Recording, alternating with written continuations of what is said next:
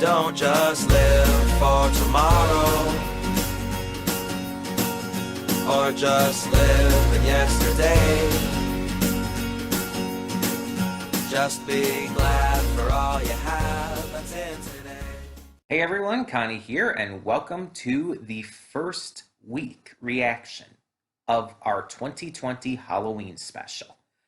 So if you didn't see the announcement video, just to go over this real quick, we are doing a different reaction to a horror movie every week of October, every Saturday in October. Obviously, they're going to be pre-recorded beforehand, but well, as long beforehand as I can record them. But yeah, our first reaction for today is, as you can see by the title, Truth or Dare. This is a Blumhouse production movie, the same company that has brought us Paranormal Activity, Happy Death Day, movies like that. And because of that, because of their repertoire, I guess you could say, of horror films, I have faith in them. I don't know this movie though.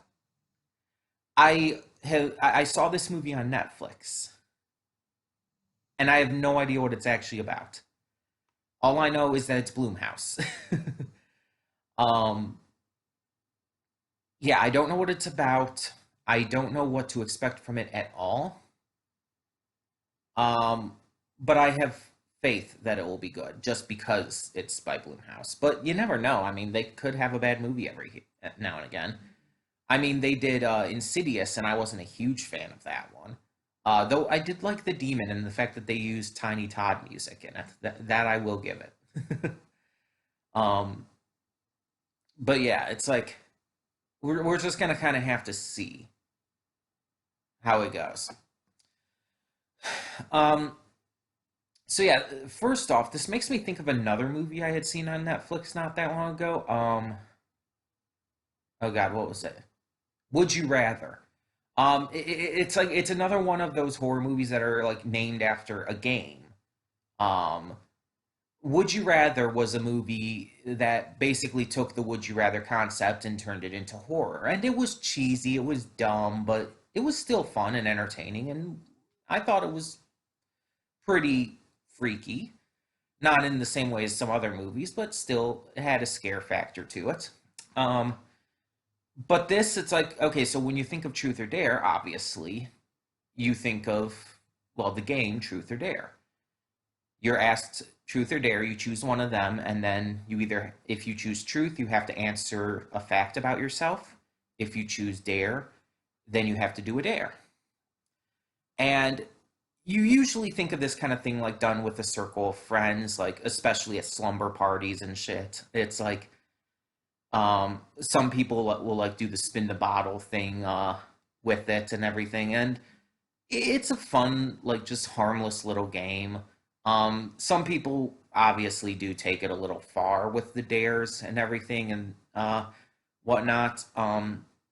But for the most part, when people play it, it's just for fun. So the question is, how are they going to implement that into horror? Because the would you rather thing, I can understand how that could eventually like escalate into that realm.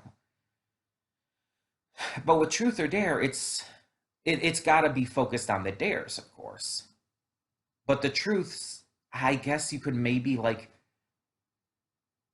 that could maybe work with like mental instability and stuff and emotional distress. I don't know, like revealing truths about the past or whatnot. It depends on how everything is built up and how the context is behind it, really, for if it's going to really make sense of that all. And for all we know, like the movie might not actually like go that far into it. Like the truth or dare aspect might just be like not really, I wouldn't really call it metaphorical, but more in terms of like symbolic to the overall plot and themes of the movie rather than like being like literally this big game of horror truth or dare. But again, since it made me think of the other movie, the Would You Rather movie, it's like that's what I'm thinking of now. It's like, how are they going to implement the game into it?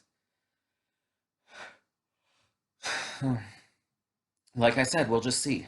I also don't know who's in this at all. Um, I don't like. It's not that I don't know the actors. It's I don't know who is actually in it. I don't know what actors are in it at all. So there might be actors I know. There might not be. I just don't know. So that's going to be interesting to find out as well. It's always fun to see actors you know, obviously, especially when you're not expecting them. But it's also kind of fun to see a movie where you just don't know the actors. And so you're not like prejudging it based on, oh, it's like, oh, hey, it's like Bill Nye or something. It's like, okay, so I'm going to think back to Pirates of the Caribbean or Underworld or um I don't fuck know, his one appearance in Doctor Who. It's like you think of this like performance and you automatically connect it with previous performances. So it's like you're thinking of like Jim Carrey, you're automatically going to compare it to stuff like Ace Ventura or whatnot, or I guess the Sonic movie more recently. Um, so you're automatically going to make those comparisons, even if subconsciously. So it's almost kind of, I feel a little more positive if you don't know all the actors, so that way you can judge them purely on the acting, and you're subconsciously not like judging them based on their previous roles. At least that's how it's come across to me a lot. We'll just have to see. We'll have to see. um, but I'm hoping for the best here. I'm hoping for something good, and we'll just continue with this Halloween special every week with a new movie. If you want to know what the schedule of movies is, you can go check out the announcement video for the Halloween special for 2020. It's still on the channel. It tells you what we will be reacting to each week. So, yeah, check that out if you wish, if you haven't seen it already for whatever reason. And then come back here and we can get on with this reaction. As always, the reaction will be linked down in the description below just for copyright reasons. Um, it will be on both BitChute and Google Photos. So yeah, you can check it out there and everything. Um, and real quick, I do want to mention, I know that some reactions, especially some like slightly older ones or certain reactions, have been blocked on BitChute. I don't think anything is blocked on Google Photos, so if anything, if any of these Halloween special reactions get blocked on BitChute, there's not really much I can do about that. Like you can't really fight against that like you can on YouTube. Um, Even though on YouTube it doesn't really help. But yeah, it's like really the only thing to do at that point is to just go for Google Photos. I just want to say that ahead of time because I don't know if these movies will be taken or blocked on BitChute at all. I just noticed like going through some of my past history on BitChute lately. It's just yeah, some videos are blocked on there, and it's like even if I tried re-uploading them, they'd probably just get blocked again because people don't understand copyright law. But anyway, not gonna get into that whole can of worms. um, so yeah, we're just going to get this started, hope for the best, and yeah, see if this is one of Blumhouse's hits or one of their weaker ones. And I wouldn't even say Blumhouse has any real misses that I know of. Most of them are either hits or just kind of okay. Like even Insidious, which is not one of my favorites, is just kind of okay. I don't hate it or anything. Um, and Get Out kind of teeters on the edge of okay and good, kind of right in the middle of those. So it's like we'll just have to see. Um, Obviously, not everything can be Happy Death Day, which is probably their magnum opus so far. Either that or maybe Paranormal Activity, which I don't care what anyone says. That movie is really damn good. The sequels go to shit, but the first one was really damn good. Anyway, let's just get this going and hope for the best with Truth or Dare. So, when the screen fades to black, pause this redirect and go to the description below. Follow the link to the reaction, and after you watch it, come back here to the redirect and resume play. Because after it fades to black and then fades back in, everything from that point forward will be my afterthoughts and will contain spoilers to the movie. So, that being said, thank you so much for tuning in, and I will see you at the reaction. Okay, and we are back, and we'll be going to spoilers in 3, 2, 1, now. So I looked up Tyler Posey, first of all. The only thing I would know him from is a voice role in the Marvel Secret Warriors animations. But otherwise, it's like I don't know him from anything. Like, apparently he's a star in Teen Wolf, but I've never seen that. I must have just heard the name before. It must just be that. But anyway, so let's talk about Blumhouse's Truth or Dare. It was very mediocre. It was not that good. It was not like terrible or anything, but it wasn't that good at all. The concept alone is goofy, but you know what? I could deal with some goofiness with the concept. Like, that's not a deal breaker for me. The execution was sloppy, and the end was kind of nonsensical. Because here's the thing. Right? So they go on spring break after Marky tricks Olivia into, well, not really tricks, but forces her by canceling her home building plans. Habitat for Humanity, that's what it's called. Cancels her Habitat for Humanity plans. So they can all go one last time to spring break, even though why is it necessarily one last time? That's like they could go again. It's like, oh, we're growing up, we're going to be doing stuff. It's like you could still go to spring break. Like that doesn't actually cancel anything out. So they go down there, and Olivia ends up meeting this guy at the bar. He seems nice at first. He helps her against this douchey other guy, and then ends up inviting her and her friends to go to this mission to have some fun. They go there, start a game of Truth or Dare, and because it started, they're in, as it's put.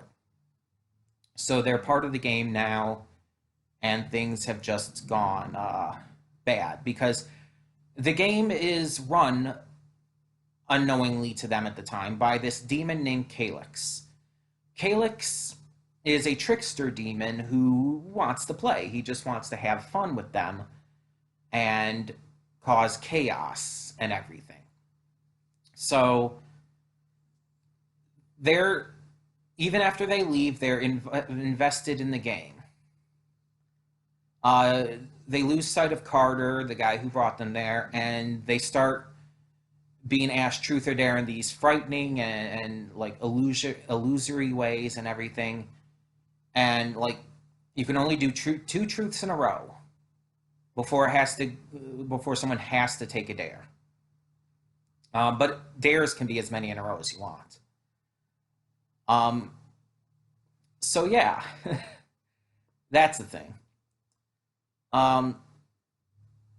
But yeah, so they start getting attacked, and some people start refusing, and they die because they refuse. And Calyx just continues to have his fun, and eventually things start getting more dire and everything. But they start figuring out the rules. They meet with people who have been involved in this, but unfortunately, nothing seems to be working until they meet with this elderly woman who was involved in, well, summoning Calyx in the first place. They find out how to stop it, but that they realize it has to be Carter to do it. They end up finding Carter, getting him to cooperate, and he's going to do it, but Calyx ends up killing him before it can happen. And at that point, they're fucked. Because since he couldn't fix it, because he couldn't seal it, he was the one who had originally broken the old pot. since he couldn't fix it at all, there was no way to seal Calyx anymore. So there were two options. Either these two girls have to die and the game is just over, and I assume Calyx is just done at that point, and he would probably, his like summoning would be complete and he would go back, or they pass it on. But as we already know, as we have already found out, passing it on doesn't stop it. It just delays your turn, so that anyone who hears it kind of goes before you guys get to go again. And they chose the latter. They chose to make a YouTube video, spreading it about and delaying their turns, but not actually stopping anything, and in the process, dooming everyone who would watch that video, which it's very much implied at the end there that there's reach with that. That either she has a very big subscriber count, slash viewer count, or it's just being spread about very virally. And the point is, it's getting everywhere across the entire world, and it's basically spreading like, well, fittingly for the current day, it's spreading like a pandemic. And the entire idea at the end there was with Olivia saying to Marky, "I choose you. Like I'm choosing you." And the entire idea, like this was brought up a lot of times about them choosing each other over others. About it was even brought up, I think, in one of the things earlier in the film. Like, like, would you sacrifice everyone in this room or the entire population of Mexico? And she's like, oh, obviously the population of Mexico. And it's like, no, obviously I'd sacrifice everyone in this room because I'm not going to sacrifice millions of people over just, what was it, 7? But by the end, she changes her mind and chooses her and Marky over the population of the world. If they had just let it continue on and died, then it would be over. It would have ended. But they chose to be exceedingly selfish, and not only did they pass it on, they passed it on to the entire world just to delay their turns that much. Not only is that just generally fucked up and exceedingly just morally wrong, it makes you honestly no better than Calyx at that point. That's an evil act. Willingly dooming humanity, like not even just telling one or two people about it and inviting them in, but sending out a video inviting basically the world in. Hundreds or thousands of people, maybe even millions, all over the world. It's just to delay your own turn, just for those selfish reasons. It's like, no, that's fucked up. That's evil. That is an evil act. You are dooming people to die. You are behind their deaths. You are the cause of their deaths, just so you two will stay alive, just for your own selfish desires.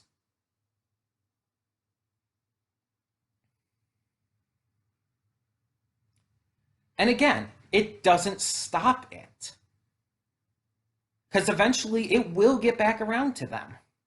May take years, but it will get around to them again. And by that time, it's like Calyx will probably take it a lot further. So it's like, it just does not work. Because the thing is, throughout this movie, it's trying to make you feel for these characters. Especially, let's be honest, the gay kid, I cannot remember his name at the moment. I think it was like Brad or something, maybe. Um, and Marky. Those are the two it's trying to make you feel for the most. Like Olivia and the guy whose name I cannot remember right now, they were semi likable, but the movie didn't like try to make you like them. Marky and I'm gonna call him Brad. The movie really did try to make you like them. And then there was the others who were just kind of douchebags. Let's be honest. Well, not all of them. The one girl it did try to make you like Penn, I think was her name. It did try to make you like her. Okay, so those three it tried to make you like. But it's like a lot of the others were just kind of douchebags. Let's be honest. Um, but yeah,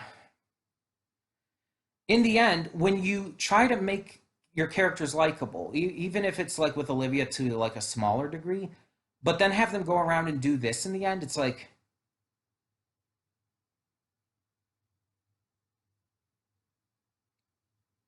it just doesn't work. And there's an easy solution. There would have been an easier solution that would have fixed pretty much the entire ending. When when Olivia trapped Calyx in the Truth or Dare game as well,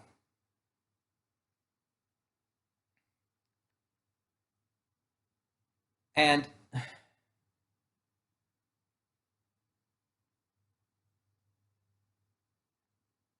no, never mind, that wouldn't have worked.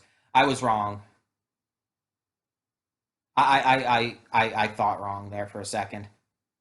It's just I'm irritated by the ending, so it's like I kind of thought I found a loophole quickly, but I didn't. I was gonna say that she could have had him do a dare, but no, he chose truth. Like, because if he had chosen dare, she could have just had him go away. She could have had him end this, and it would have all been good. But no, he chose truth, and so at that point, yeah, that she asked probably what the only question she really could have. Um, so never mind. I was wrong on that. I just again irritation just kind of made me misthink about that. But either way, it's just like I just did not like how that ended at all. Partially because of the extreme selfishness and just evil act that they committed at the end that was just so far removed from how they were the rest of the film. It's like it's so drastically bad that it's just it feels out of place. It feels like it's an out of place, poorly thought up ending, especially with those characters, and especially with how the film had been going up until that point. Nothing was resolved. It just got worse and ended off without any kind of like feeling of finality. Like I had said, I can handle a movie being a little goofy in its concept and everything. I can handle a movie having like a ridiculous plot and idea to it. But it has to stand by its decisions.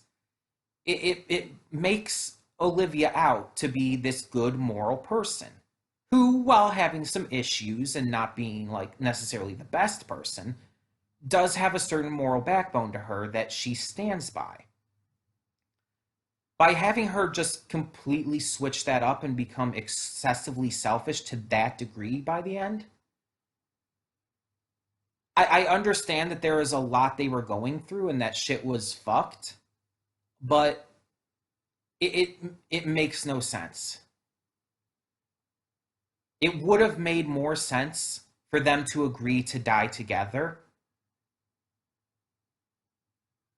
and finish it. For both of their characters, honestly, for Olivia's morality and for just everything, pretty much, with marquee. And I'm not saying that it would be a good ending necessarily for them to both die as well and to end it that way, but it would have been the smart ending.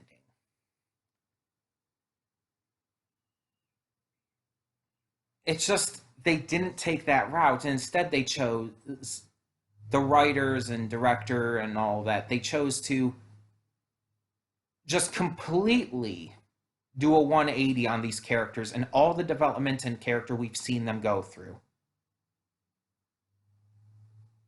Just for the sake of kind of having this open ended, like, bad guy wins kind of ending. And it's just like, it just feels so shallow, so empty. And it's like, at that point, it's like, okay, so I don't care about either of these characters anymore. If they're going to pull this shit, I don't care about them. There's no reason to care at that point. It invalidates everything that came before. It invalidates all the struggles and pains they've gone through, and it just makes you not care about them anymore. At least for me. Which, as a point, hurts the rest of the movie before it. Like, I've gone on record saying that I don't necessarily think an ending ruins a movie. That a good movie is still a good movie despite the ending. But the problem is, there are cases where it can. And when the movie's already kind of meh as it is, when it's already kind of mediocre, the ending is kind of important. It has to wrap it up well. It has to make sense. It has to connect in a way that works. This did not. It just felt like they chose to just completely turn things on its head for the sake of kind of this twist shock ending of the bad guy winning. But to do that, they had to completely go back on everything they built these characters up to be. It does not work. The deaths themselves that we saw were very mediocre.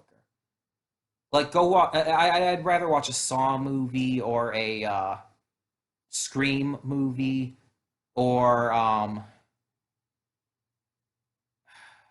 what is the name of the movie? Just anything like that. I would rather watch for Final Destination. That's what I was thinking of. A Final Destination movie. Those are the kind of movies like you think of, like when you think of, okay, cool deaths, really interesting death scenes. But it's like you see this and it's just like very mediocre. Like, I mean, very mediocre. The deaths were just not anything special. The first one was kind of like the dude falling off the pool table and snapping his neck against the other one. Like, that one I could live with, because that one was like, okay, it's the first death of our main characters. Not obviously not counting the woman who was burned to death at the gas station. Obviously, just counting the main characters. So it's like it's the first death of our main characters, our the main group we're following. So okay, it's going to be a little lesser, but it was still okay. That was a fine one to start with. But then it's just like after that, it's just like so boring. Like, even Penn, like, she's just shot. I mean, yes, it's she was defending Olivia, and it was definitely a heroic sacrifice, sure, and did make me like Penn more than I already did. But it's like, even with what was before that, the dare of, she has to walk along the roof while drinking and getting progressively more and more drunker. It's like, it's not really that creative or interesting. It's really not. Um, and then the one dude, Brad, he's dared to threaten his father with his own gun, and then he ends up just getting shot by another cop. It's like, okay. It's like they didn't try with any of these deaths. They just didn't try. They did the most basic possible deaths possible. And Bloomhouse is better than that with this kind of thing. Let's be honest. Bloomhouse is much better than that at death scenes. So that was really disappointing. Um, and again, a lot of the characters, a lot of the group were just assholes. And the ones that weren't were either just kind of okay, Or the best ones, of course, being Brad, Penn, and uh, Marky. Marky ends up turning around at the end, joining Olivia on her evil crusade of dooming the entire world to this shit because they're so selfish they won't just take the fall. And on top of it, both Penn and Brad are both killed. And despite being like the more wholesome characters, the best characters in the movie, like they didn't even get a chance really. And it's just,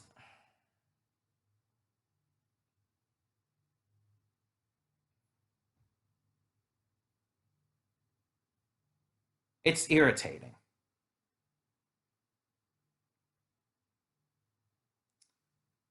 It's just irritating. With a Final Destination movie, sure, everyone dying or whatnot and ending out on a bad note, like that's fine because that's what Final Destination goes for. That's literally the point. Um, but with something like this, it's just it didn't work. Again, this movie wasn't terrible.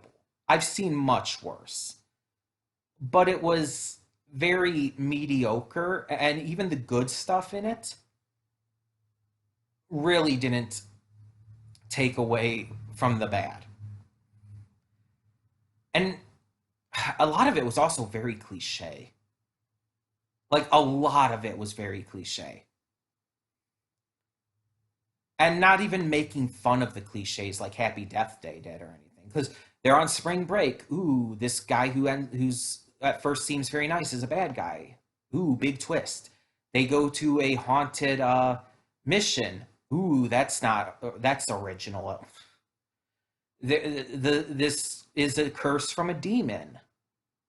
They find out how to stop it from this mysterious old lady who doesn't talk. Like all of this is super cliche. Everything about it is super cliche, except the ending. If this had been like completely cliche and even the ending was cliche, like obviously they would find a way to stop the demon. That would be like the way to end that, right? That would be the cliche way. They stop the demon at the last second.